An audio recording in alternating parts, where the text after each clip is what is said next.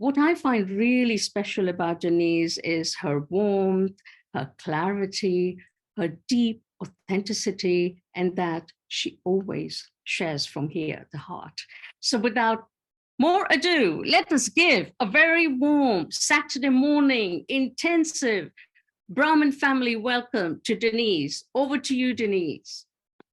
Well, thank you very much, Madhavi. That was a very sweet introduction. So what really is Raj Yoga and what is meditation? It's quite deep, and it is something I think, first of all, we need to take a look at in the larger context. So the term Raj Yoga is mentioned in the Bhagavad Gita, and most of the teachings that we are receiving in our practice of Raj Yoga are also called the knowledge of the Gita. And so there is one chapter of the Gita, the second chapter of the Gita, which talks very closely about what we do in terms of the knowledge of the soul. But this spiritual knowledge, which is mentioned in the Gita, is about the soul, about the Supreme Soul, about life, about karma, karma philosophy, and it's about what is existence, what is immortality. It is to understand the difference between the material world and the non-material world. And so in that respect, what is actually meditation? So meditation or yoga means a connection between I, the self, in the consciousness of being a soul. That means not as a physical body, but as a soul, having a mental connection, a focus of attention on the actual being of incorporeal God, who exists not in the material world, but in the world of light, which is also called nirvana. And so Raj Yoga is a study where we understand in detail all these concepts so that there can be meditation. And the purpose of meditation is to draw spiritual power into the self. And why all of this is going on is because the soul of all the people in the whole world, regardless of what their religion is, every single soul is spiritually depleted. Some are more depleted than others, but all souls are depleted in comparison with what they were. And so it talks a lot about how the soul goes from being full to empty. And there are many analogies so that you can understand it better. Metaphors and analogies exist to help you understand. And the understanding that you gain in Raj Yoga is something that you need to meditate on. And so meditation, as compared with yoga, meditation means to think deeply about what is worth thinking about. And so there are specific things that are very important to think about. And the first one is, what are you and who are you? Because you have no idea. Your identity that you get on any identification document has nothing to do with the identity of you, the being. It just talks about your body. And the whole culture that we live in is what we call body conscious. That means your identity is determined by your race, your gender, your body color, your religious affiliation, your sexual orientation, your bank balance, the job you do, the family that you live in, the roles that you play. All of this is classified in our cultures of the world as your identity. And Raj Yoga challenges that and says that is not your identity. And there are consequences of knowing what your identity is, and there are different consequences of not knowing what your identity is and thinking that your identity is these material things.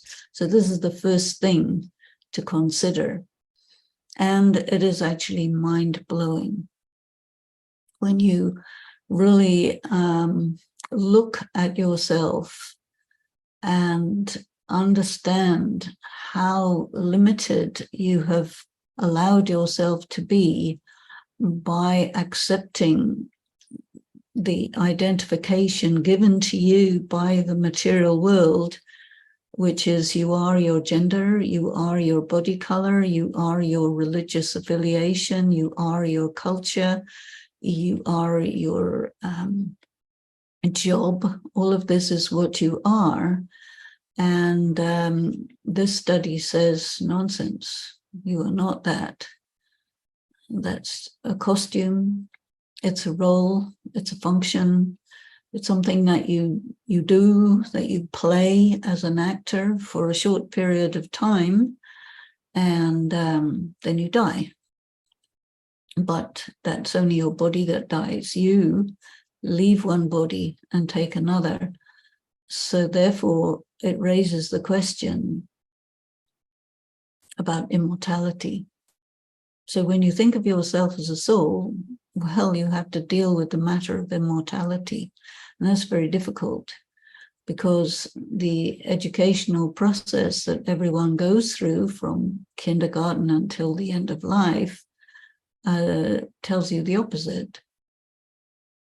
And so Raj Yoga meditation is a body of information that tells you that practically everything that you have been told about your existence is true only in terms of your role in one lifetime. But it doesn't really say anything at all about who you are as a being. And that has a bearing on your sense of meaning and purpose, because what they tell you is the meaning of human existence is you're just another kind of animal. You get born, you grow up, go to school, make some money, get married, live somewhere, get various equipments which make you feel temporarily happy, and then after some time you die, and that's it.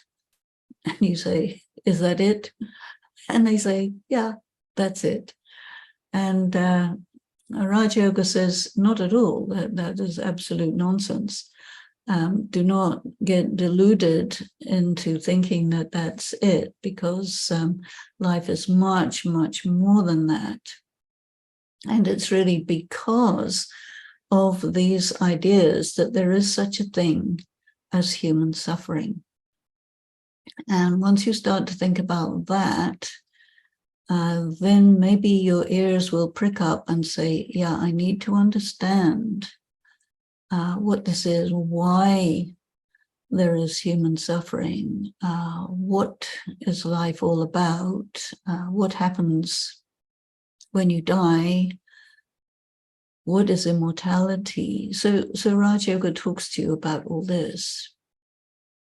And so this is you, the self, and who you are, and in the context, a much larger context of eternity and immortality. And so then you need to know more and more details, because every time you receive a piece of information, it raises many questions. It gives you many answers, but it raises many more questions. So you need more and more information. And this is why it is essentially a study.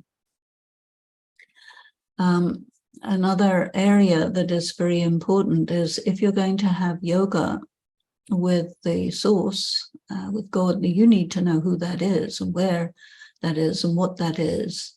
And is this something that's possible for you to perceive? And the religions say, no, it is not.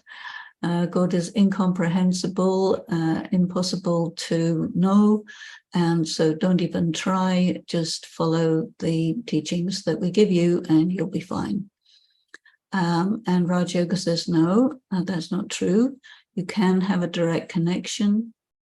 You can perceive God, but in order to do that, you need to go onto the same level as God, which means you have to set aside your body, your bodily identity, even your bodily religion, and go beyond all those things so that you can be just the soul alone, independent of the material world. And this is a journey to do that. This is not so easy, but it's possible if you want. And then you can perceive God, you can have communication with God, you can understand God. But for this, you have to be really pure. So there are many, many things that a Raj Yogi will do to bring about greater degrees and levels of purity in regard to what you eat, cleanliness, non-violence, becoming motivated by higher elements of what it means to be a being of light. And so your motivations are connected with the essential qualities of a soul, which are purity, power, love, peace, bliss. These are the quintessential qualities of a soul who is not depleted, a soul when the soul is filled. And this energy of the soul, this energy comes to you directly from God, the Supreme Soul. And when you're depleted, then you have to get filled. And the only way you can get filled is by having a direct connection with the Supreme Soul, the Supreme Being, which can only be done when you go on to the same level. And that requires that you understand yourself as a soul and stop thinking of yourself as a body. But then you are alive, you are in a body, you are living somewhere, you have people who are your family, your colleagues at work, your friends, your social circle, your country. All of this is what we can say your local context, and you are doing this practice of Raj Yoga in that context. And so it means you're living on two levels instead of just on one level. Normal people just live on one level. They don't really develop an inner life. They don't develop a spiritual life. But if you want to be a Raj Yogi, if you want to do Raj Yoga, then it means that you start living on two levels, the physical level and the spiritual level. And a lot of people think that if you are, a little bit, have some nice music and put some nice incense on and go in nature, then you're being spiritual. No. That's pleasant, physical, but it's still physical, it's not spiritual. Spiritual is really to do with lifting yourself through thought, through the mind, through the intellect, outside the world of matter, because you cannot make contact with the Supreme Being unless you come onto that level. And so you learn to switch between living on the material level and hopping into the level of the world of light to fill yourself with spiritual energy and to understand and feel and develop yourself spiritually while in a physical context. And so the analogy for this, the metaphor for this, is the lotus. And you find the lotus is used in many religions, in many spiritual iconography. The lotus means that you are basically in the world, but you are not of the world. It's simple as that. So if you're not of the world, then what are you of? You are of the world of light. You are non-material, a non-material being in the material world doing various things. Then comes the matter of the philosophy of karma, because this determines what happens to you. And there are a lot of people who understand the philosophy of karma in a very rudimentary and very superficial way, which is almost the same as not knowing it at all. And you get a lot of people who talk about the philosophy of karma, but they don't live according to it, which means just to talk about it doesn't mean that you understand it. So part of meditation is that you need to really study about philosophy of karma and think about it deeply so that you ensure that what you know and what you do is consistent and coherent, and that you are not being a hypocrite. Because if you know something and you do something else, that's called being a hypocrite. And there are many in this world, but you don't have to be. And so studying the philosophy of karma means that you're really checking to see that what you know and what you do, what you say, what you think is aligned. But there is also a lot of resistance to that. So this brings up another area that you have to deal with, and that is the resistance. And some people, in a religious terminology, they call it the force of negativity, the force of evil, or words like that. And they personify it, and they say, well, this is the devil over here, and then on the other side there's God, and we're somewhere in the middle getting impacted by these two forces. And that's a kind of religious approach to things. But spirituality is much more subtle than that. And so Raj Yoga is all about bringing oneself to such a level of subtlety that you can understand and you can perceive what these forces are, because then you can become gradually what is known as a master. So a master means a person who knows very well, but who's also very skilled in applying what you know. And there is where the difficulty arises. And this is also where you see that there's a huge spectrum. And you can ask yourself this question, very important question to ask yourself is, at what level do I choose to study Raj Yoga, to practice Raj Yoga? Of course, the easiest level is the most basic of all. And so the overwhelming majority will keep their practice at a very, very basic level, because that's absolutely doable.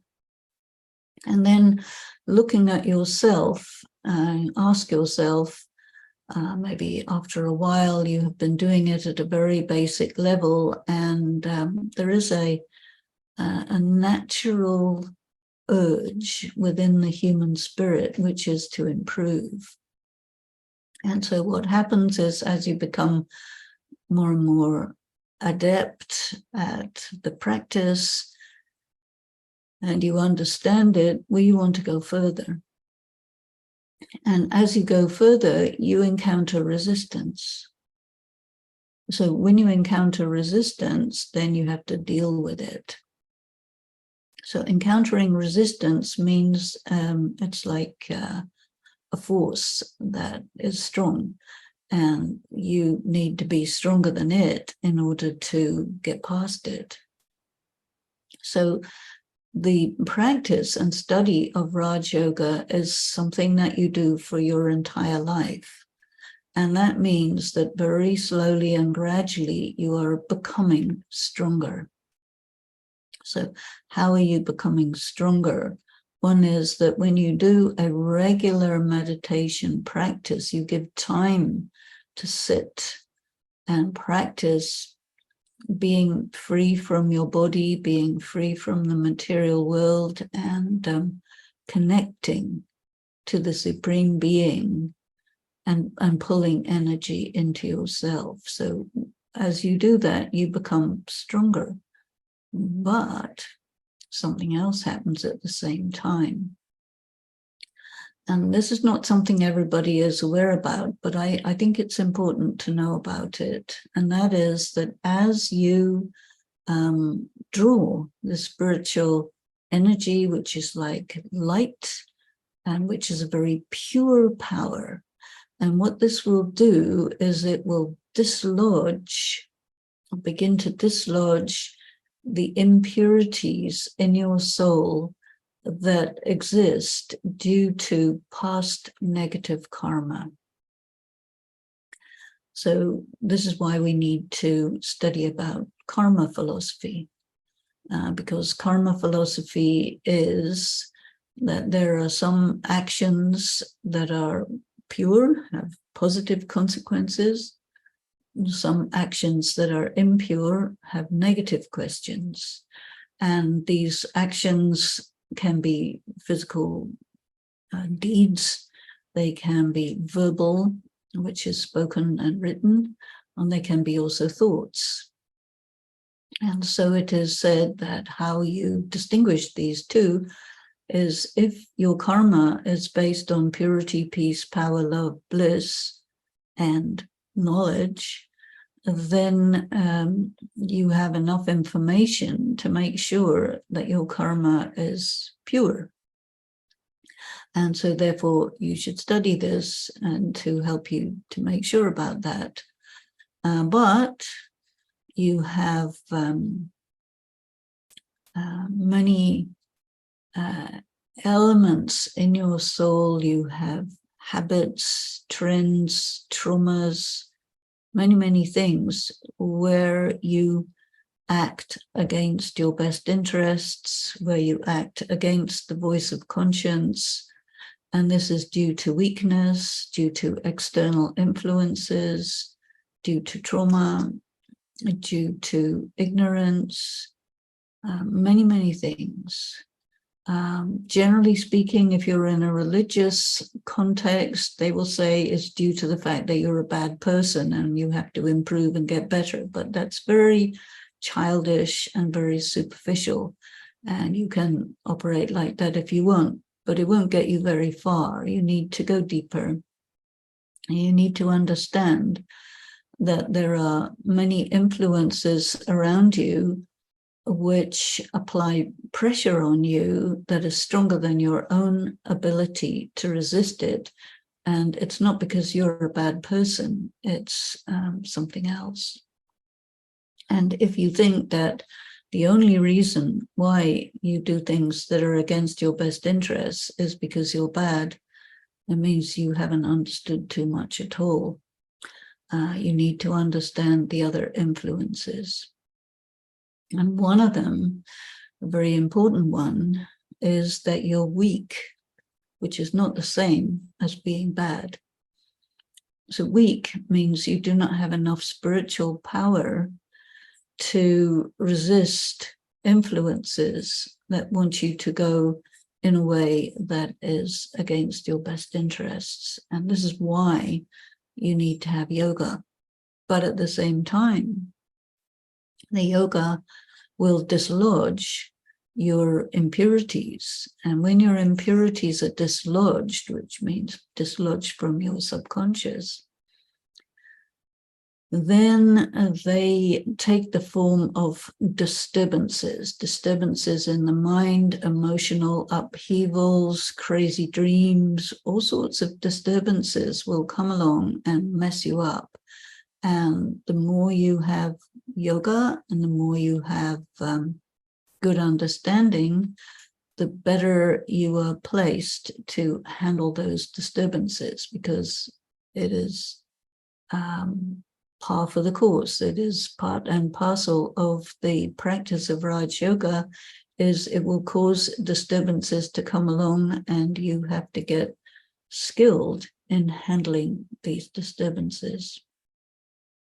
And the disturbances will come from people around you, from your relatives, friends, enemies, your colleagues, the government, all sorts of social causes. It will come from mental disturbance within you, emotional disturbance. It will come from dreams and thoughts, doubts about yourself, many very subtle internal disturbances.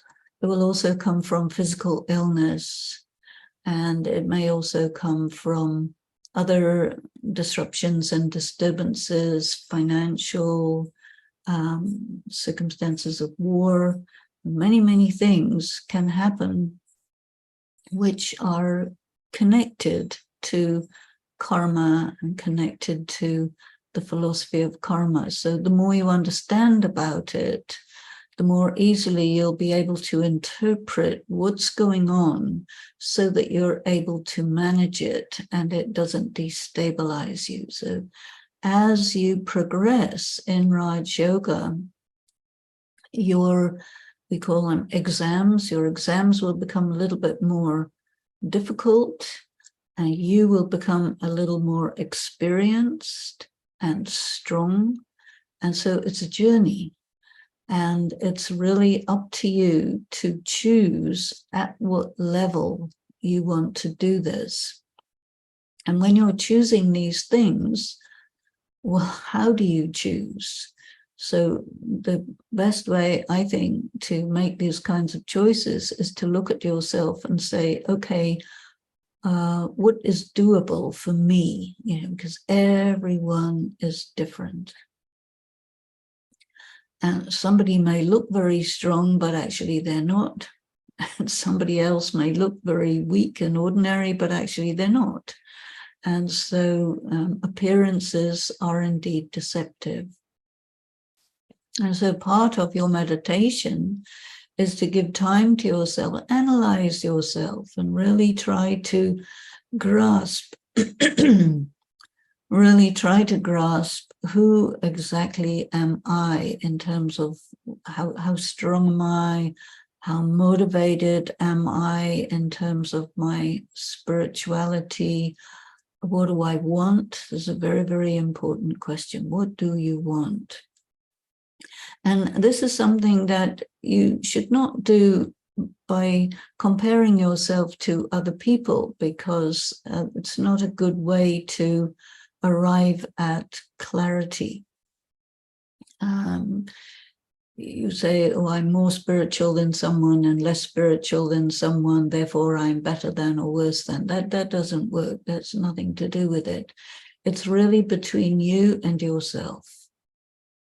And so you sit with yourself, just by yourself, and say, okay, what do I want?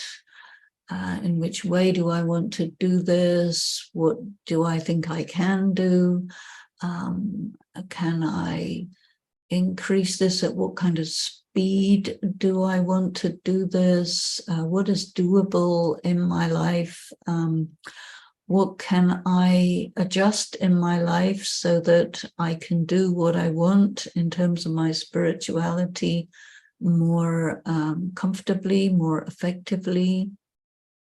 You can ask yourself things like, well, have I given away my power to other people so that I let them limit me, and then I can't do what I want because I let other people use me for what they want? And you may decide that you have done that and you don't want to do it anymore. So when you make changes like this, obviously they're going to resist because they're taking advantage of you and they would like to continue that way, but maybe you don't want that. So it's quite a matter of bringing in shifts in your life. And also ask yourself, how free are you? There are many bondages. When we learn about the philosophy of karma, we learn about bondages. So what are the bondages, the limitations, the restrictions that are there? Because there are environmental limitations because of your family, because of your financial situation, because of your skill set, because of many, many things, your health, so many things. So you evaluate for yourself, okay, this is my situation, this is what I want. And then you see, okay, now what will I do slowly to put myself in a situation where I can actually achieve what I want to achieve. And this is very personal, very individual. So the study of Raj Yoga as a general thing exists. It is there. There is the study. There are people who are doing it. There are classes. There are all these things which make it possible for a person to know the basics. And you can know the basics and further. But it's very, very easy to know the basics, not so easy to know what's further, but that's just the way it is. So, so this is the sort of overall outline. Now, there are some mantras, and in the sense of pieces of advice. So usually when you hear the word mantra, you think, oh, it means you have to chant a mantra, but no, mantras are not really for chanting. The word mantra means this is a piece of advice. And so there are 4 or 5 or 6 mantras that are quite important in Raj Yoga. And the first one, which everybody hears about, is Om Shanti. You see, Om Shanti. And what does that mean? Now, why do you have this as the first mantra? And what is it advising you? So Om Shanti means I am a soul at peace. So it's advising you to consider yourself as that. So that there are many, many things that occur in your mind, in your circumstances, for which to apply this mantra will allow you very well to manage those circumstances, because you will say, okay, whatever is going on,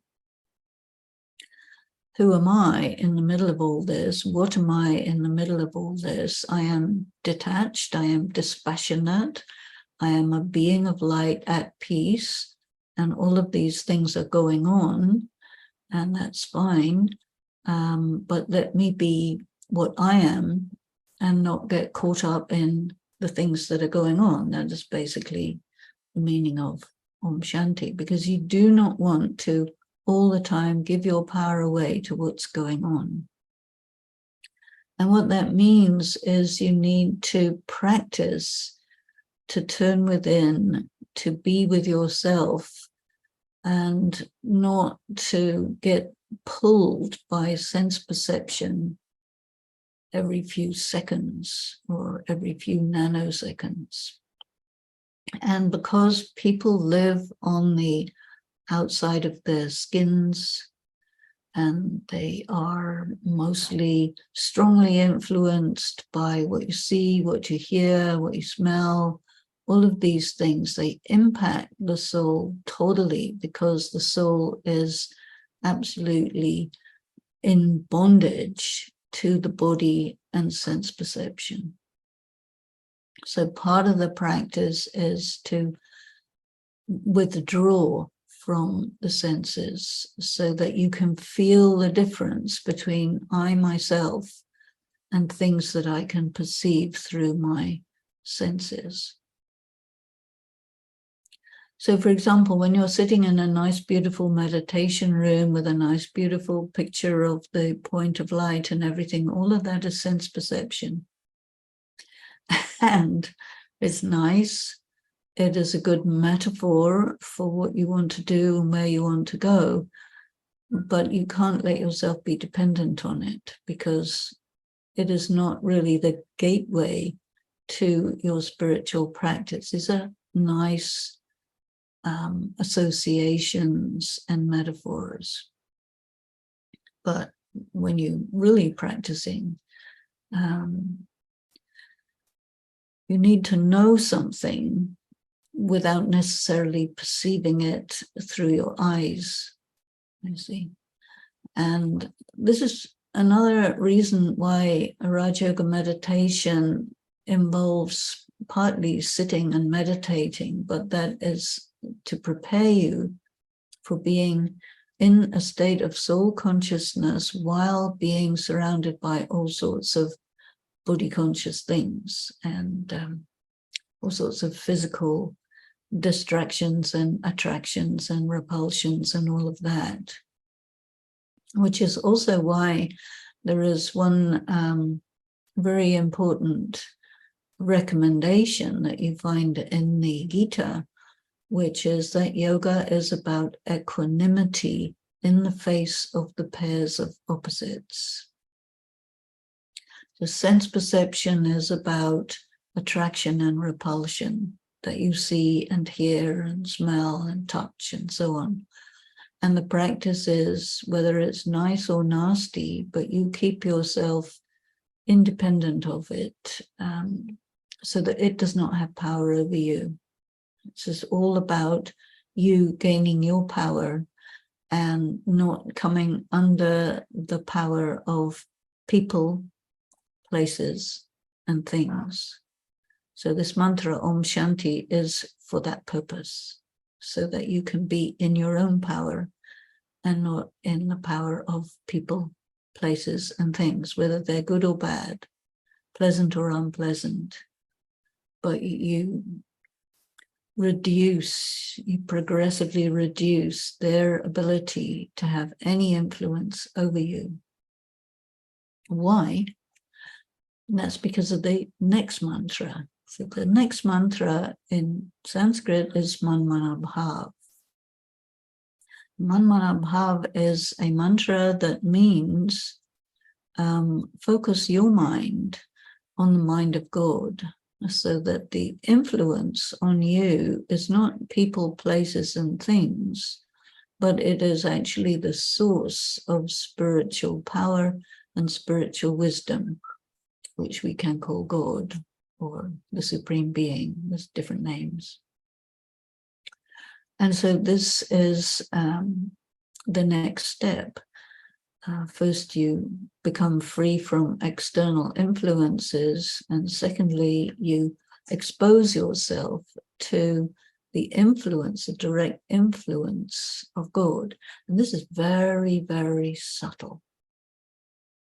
And so it takes time to understand it, and a lot of people approach it in a very religious manner, which is understandable. But one is still very much in the material consciousness when you're approaching things in a religious way. And it gives you lots of opportunity to say one thing and do the opposite, because that's how it works. So then you decide for yourself, okay, at what level do I want to do this? And then it's between you and you. And then you ask yourself, okay, well, what are my, what's important for me? What are my values? Do I want to be a hypocrite, say one thing and do something else? Or do I want to be for real? And this is something you hear quite a lot among Raj yogis, this deep desire that I want to be authentic. And this is clearly because, as I mentioned earlier, there is resistance. There's all sorts of things to make you inauthentic. But deep down, you have this desire to be authentic. And so that means you have to check yourself deeply to see, okay, to what extent am I walking my talk? And try to grade yourself, try to evaluate in whatever way you can to see how close you are and how closer you are going to this goal of really being and expressing who you are and what you are, and not being false, but being true to yourself. So you can see that this is not an easy thing by any means, and that it takes time and persistence and study and try again. And many times you will fail. Don't give up. And also be careful not to be influenced by what other people are doing, because everybody is doing it as best as they can. And sometimes you get interested in how somebody else is doing, and then your attention goes away from yourself. So there is another expression in Hindi, which is the instruction, your thinking has to be about yourself and about the Supreme Being. This is where your mind needs to be focused. Swachintan, Ishwar Chintan.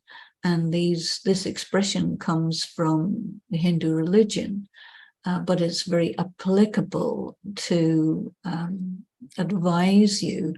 This is what you need to be thinking about: yourself, deep, deep, deep, and God. And your connection between you and God is an eternal connection, and all the other people, places, and things, they're temporary.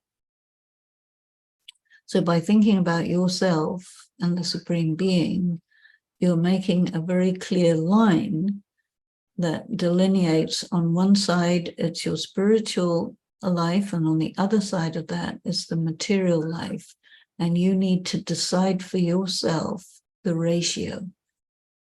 To what extent are you going to be focused on your spiritual life, and to what extent are you focused on the material?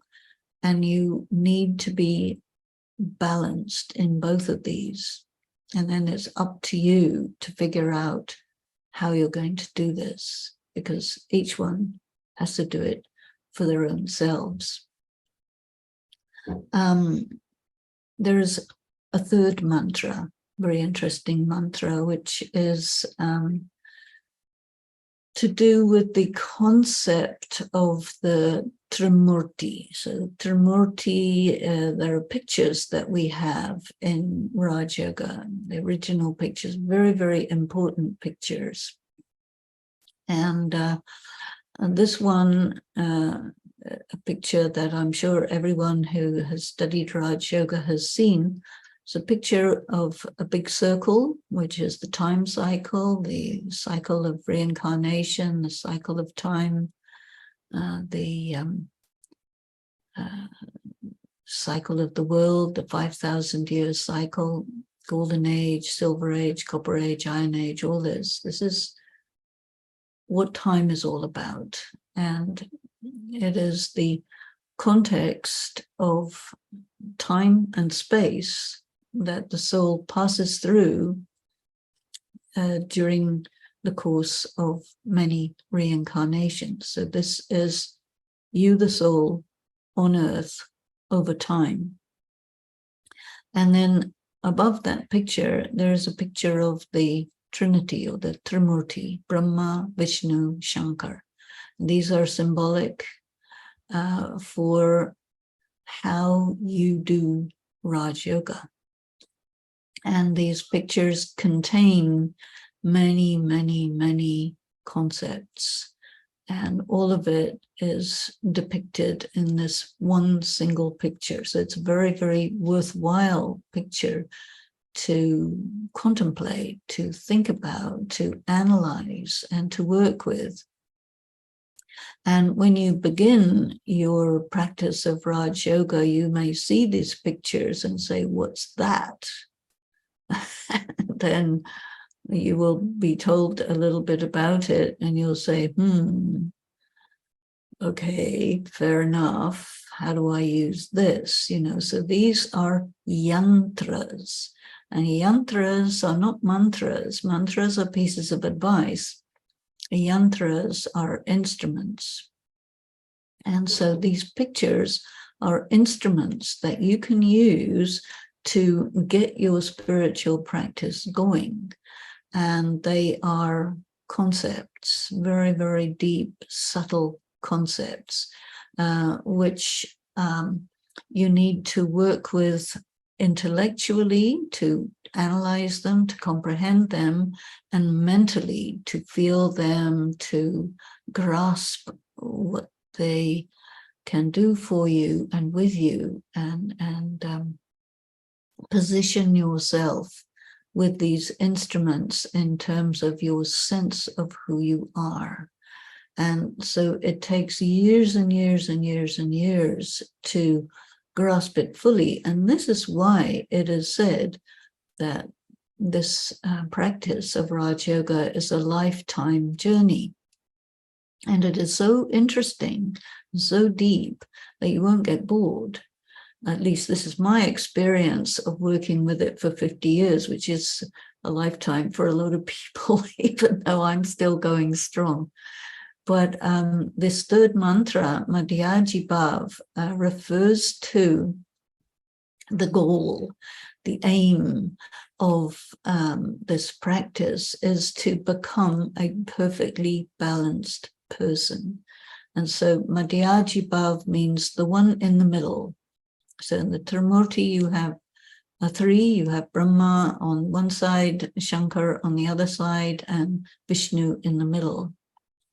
So Brahma is a metaphor for your spiritual study and practice and life of discipline and simplicity and so on and so forth. And then Shankar refers to your practice of making yourself free from the body consciousness, your bodily religion, relatives, your body itself, all of these things which limit your sense of identity to material stuff. And it is a way of peeling off all of those things so that you get to your core, which is just the soul alone, without a body. And then in that process, you're also destroying the impurities that have got into your soul through the ages, through many lifetimes where you have done karma that has put you into bondage and that has polluted the soul, basically. And so when you do all of this, the reason you're doing it is so that you can become a completely pure, balanced, empowered being. And the image for that, the metaphor for that is Vishnu. So this is the third mantra. There are other mantras, but I'm not going to go into them now.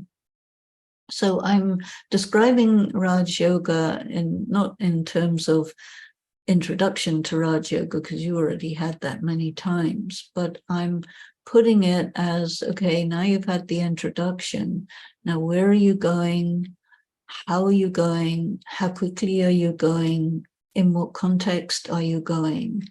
And are you comfortable that you have figured out what you need to do in order to go to that goal? And that is where you're headed. And of course, over time, you're going to reconsider, reassess, because every time you develop, every time you change, every time you move forward, you're going to see this whole thing in a different way. And so then you need to rethink. It's like education. How you learn about life in kindergarten is very different from when you're doing your PhD. But to get from kindergarten to the PhD, you go slowly, slowly through many years, and you understand things in different ways as you grow. And this is also the same in the practice and study of Raj Yoga. So you might say, ooh, I didn't know it was this complicated, because it's very rare for us to be shown it in this way. But I wanted to do that because I think there are a lot of people who have been doing this for quite a long time at a particular level. And you might say, okay, I need to know what are the other levels, and what is really spiritual progress about, and how do I set about actually intensifying and increasing my spiritual practice. And so that means the quality of the spiritual education needs to be good, and you need good examples of what a Raj Yogi is and looks like. And so in the practice of Raj Yoga, you have Brahma Baba, you have Mama, who Jagat Amba, who have been both identified as, if you want to know what Raj Yoga life is and what a Raj Yogi looks like by the time they've completed the whole practice, you say their entire life until they left the body. And that was in the 1960s.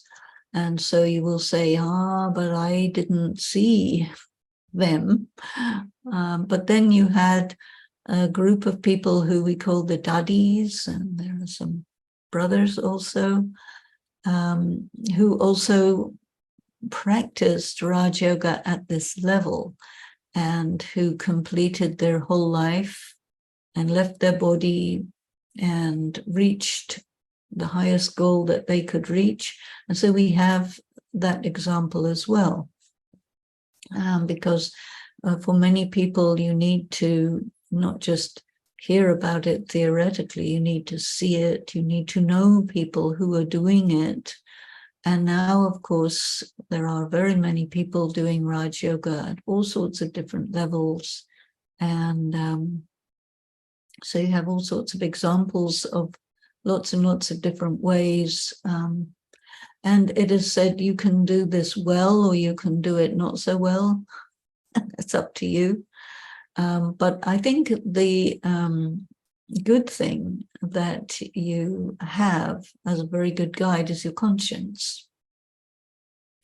And I think that one of the things that happens to the voice of conscience is that as you study these things more deeply, and as you practice the yoga and you move forward, your conscience gets very sharp. I think most people, when they start the practice of Raj Yoga, they start meditating. There are many, many times a day when you will do something that's against your conscience. And as time goes by, you start to feel more and more uncomfortable about that, and to be in line with your conscience more and more. And this is what makes your conscience a very good guide, because it becomes sharp. And people who regularly go against conscience, their conscience loses functionality, and they stop consulting it, and it stops warning them.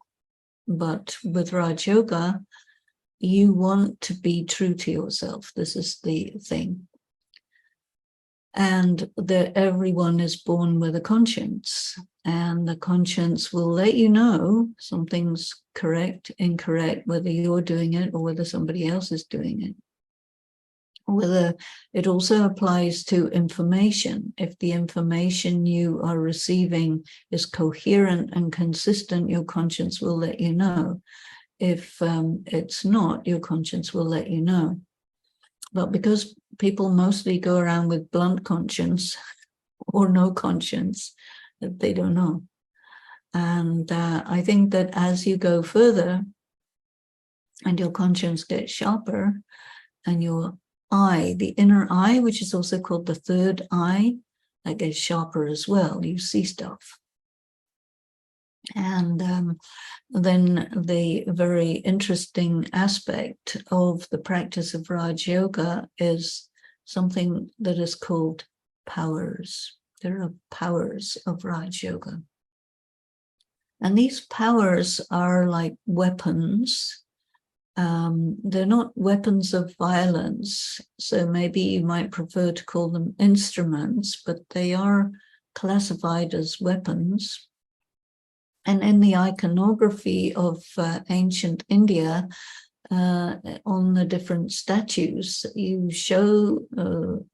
see the gods and goddesses holding, they have lots of arms and they have lots of equipment, and much of the equipment is weapons like tridents and swords and bludgeons and other things. And then they have other things like flowers and rosaries and bowls and little things that you wouldn't think of as weapons.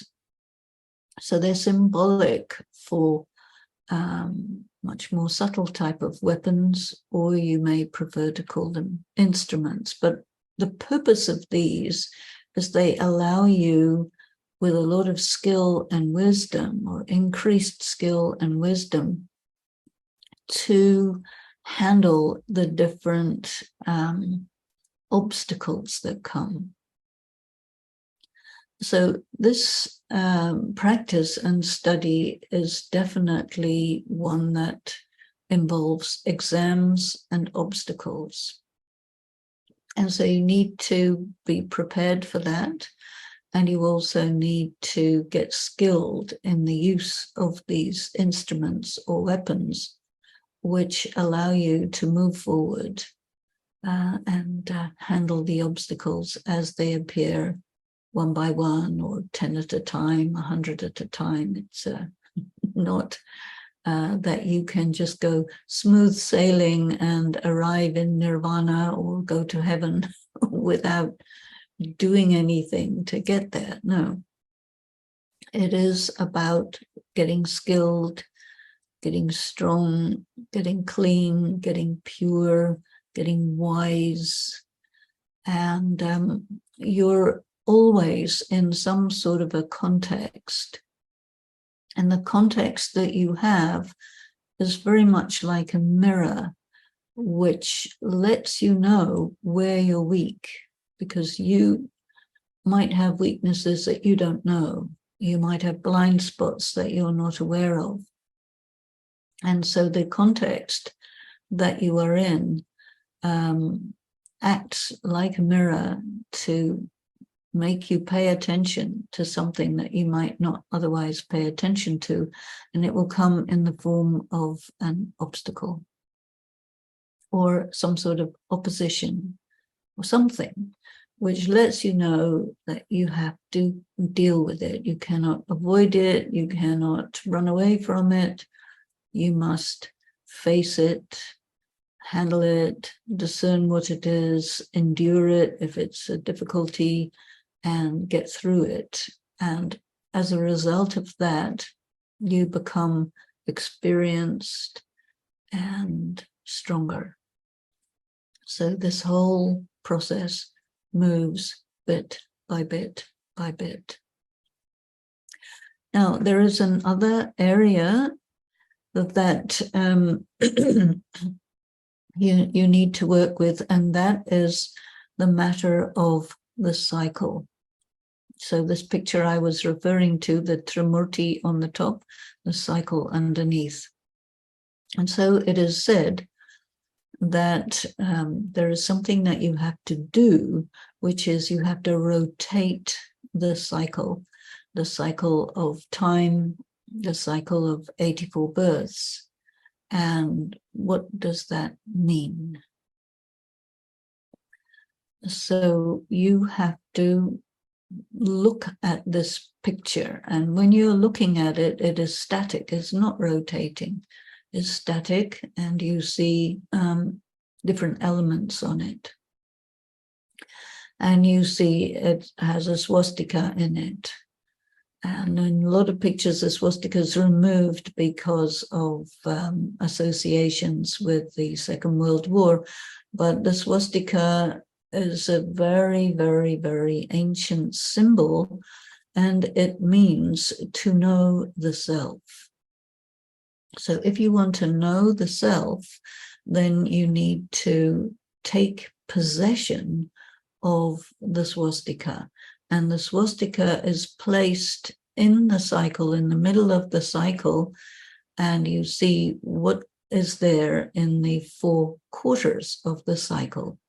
And what you see is that it goes from gold to silver to copper to iron.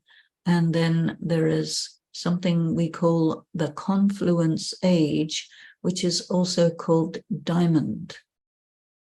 And diamond is the most valuable. And diamond also refers to the ability to see absolutely clearly. And so this is the time when you get absolute clarity on who you are and what's going on. And then the question is, can you handle that? Because truth is usually called awful. So the awful truth means you don't really like it. It's much more than the inconvenient truth. It's really difficult to see what's really there. So you have to be strong. And so slowly, slowly, your eye gets clearer and clearer for you to see what it is. Now, this is also the cycle of reincarnation. And what it shows is that contrary to your cultural and educational background, it says that there is no such thing as progress over time. You start off very elevated, very pure, very good, and slowly, slowly over time you deteriorate all the way to the end of time when you are completely spiritually depleted. And then you have this very short period of time, which is one lifetime, in which you have the possibility to go from the very, very bottom of deterioration all the way to the absolute pure, perfected, empowered state of your original condition. And the purpose of Raj Yoga is to make this change from empty to full, from dark to bright, dim to bright, from valueless to valuable, from ignorant to knowledgeable. So all of this takes place at this time. But you must also understand this time in the context of all time, because you are eternal and you are immortal. And this is very difficult for a person to handle, this idea. So this picture of the cycle exists to make it possible for you to understand yourself as an eternal, immortal being. And it is possible to see that only when you spin it at absolutely high speed, which means you can bring yourself outside of the dimension of time and space so that you can look at it from above, from beyond, and see it for what it is. And in this way, you can grasp your eternity and immortality. But just by hearing me talk about it, you will say, yes, but, of course. And so you are provided with this image and different ways of looking at it through the daily study over your entire life. And gradually you get it. You cannot get it right away. That is not possible. You think you get it. But after a while, you realize, no, you didn't get it. You have to rethink it. And this goes on for years and years and years and years. And that's the way it is. Because it is a study and a practice that persists for the entirety of your life. Or if you stop it at a certain point, then up until that time. But it is designed to be a lifelong practice and study that goes on in parallel with your regular life in the world of matter, people, places, and things. And that is how Raj Yoga is. And there's much, much more, of course, much, much more. But this is just an overview. And why I explained it in this way is so that you don't get distracted by other stuff that comes along that's nothing to do with it. And there are a lot of distractions that people get caught up in. And that's okay. It's totally understandable. It's a choice. But then it's not Raj Yoga. It's something else. So there is a tendency to bring in all sorts of extra things, which they say, oh, well, this is Raj Yoga and that is Raj Yoga, and we got to do this and we got to do that, and that's fine, you know, but it's nevertheless going to be a distraction, and it's going to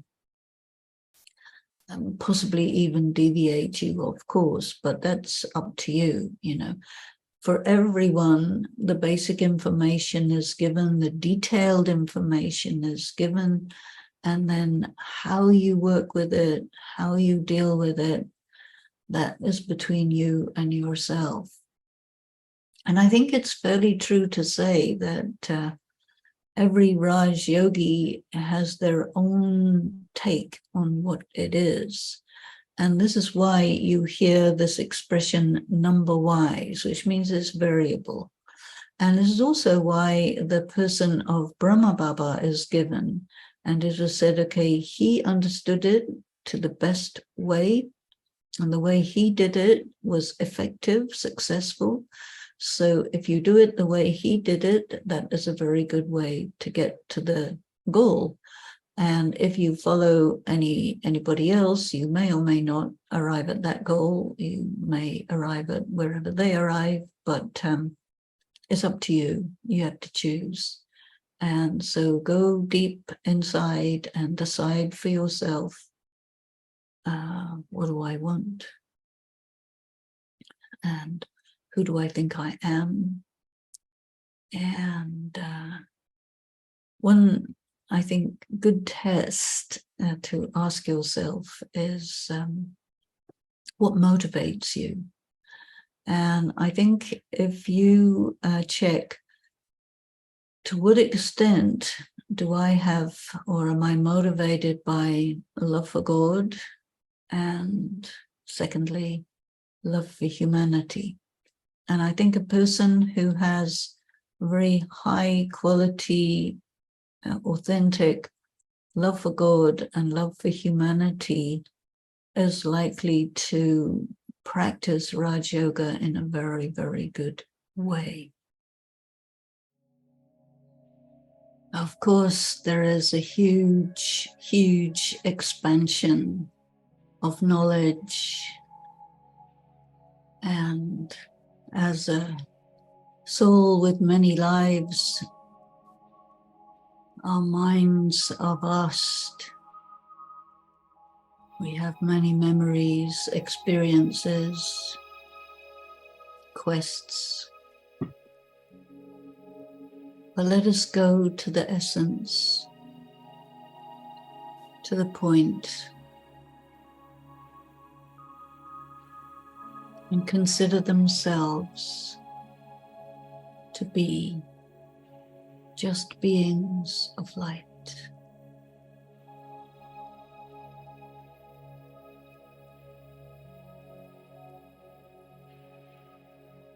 Let yourself let go of all the complications and details.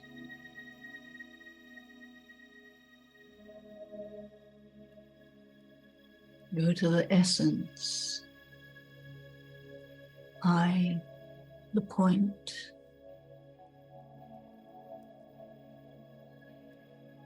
God, the point. In drama, everything in the drama can be merged into a point.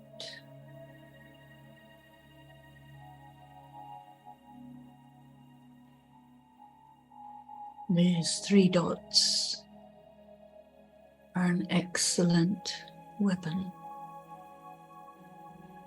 to let go of all the details and come to the essence.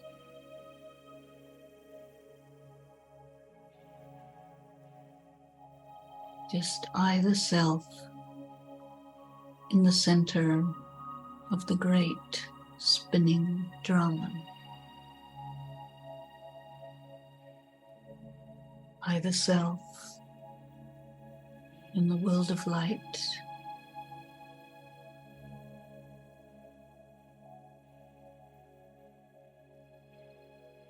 I study the knowledge from God,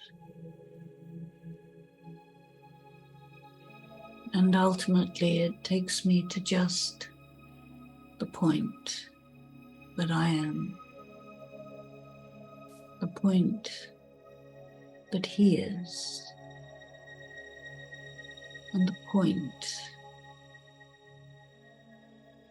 that everything else merges into.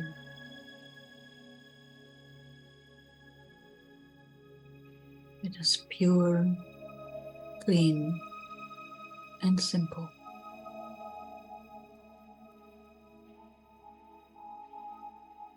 And after traveling around the ocean of expansion,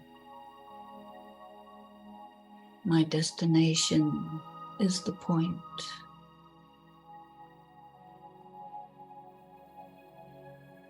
My point of departure is the point, and my destination is the point.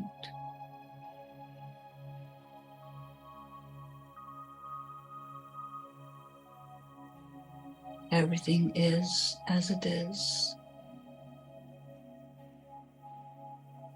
and I must be who I am,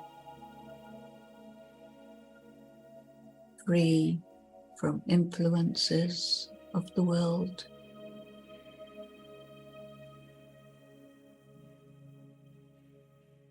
free to be my essential self. It is enough.